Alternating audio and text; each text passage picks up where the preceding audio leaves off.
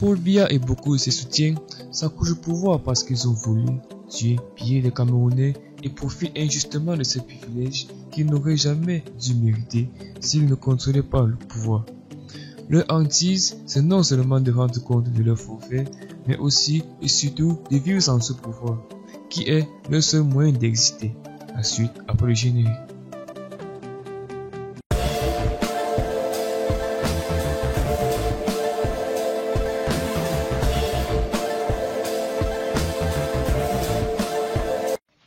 Mais avant tout, n'hésitez pas à vous abonner à la chaîne pour ne plus rater nos prochaines vidéos. Bon visionnage. Paul Biya et ses farouches soutiens, à savoir, un assemblage hétéroclite de flagorneurs, larbins, paresseux et jouisseurs recrutés çà et là sur toute l'étendue du territoire, sur la base de leur soumission totale et aveugle au dictateur sans lequel ils étaient voués aux gémonies, manque de personnalité, incompétence et fort penchant pour l'accumulation des biens matériels et des intérêts pour la cause commune, font feu de tout bois pour ne pas perdre le pouvoir sans lequel ils ne seraient que des bons à rien et citoyens lambda et insignifiants. Ces profiteurs et opportunistes sont bien conscients que dans une république normale et sérieuse, jamais au grand jamais ils n'auraient occupé des responsabilités. Ils savent que dans un univers concurrentiel où seul compte le mérite, ils seraient des laissés pour compte. Ils doivent leur ascension sociale à la médiocrité, au clientélisme et à la fraude.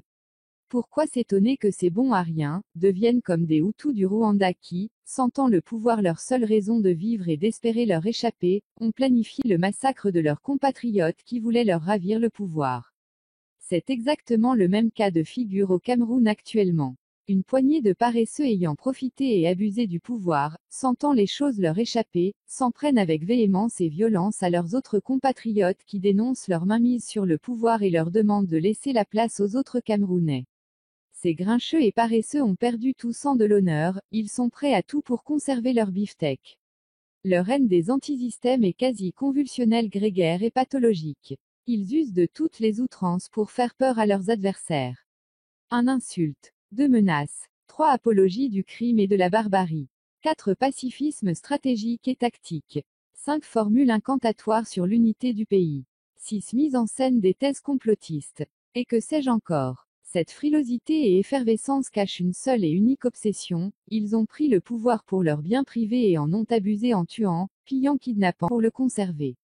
Ils n'ont jamais imaginé le perdre puisque formatés, grisés et enivrés par ce pouvoir qui est leur seule compétence, leur seul mérite, leur seul argument pour exister.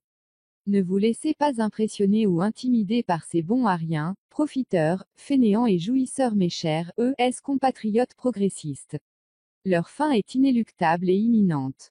Ils vont bientôt rendre gorge de leurs impairs. Leur fébrilité traduit un manque de sérénité et la peur de voir d'autres prendre leur place. C'est la réaction normale de tous ceux qui ont profité sans mériter et commis des abus. Ils savent qu'ils sont fichus et tentent un dernier baroud d'honneur.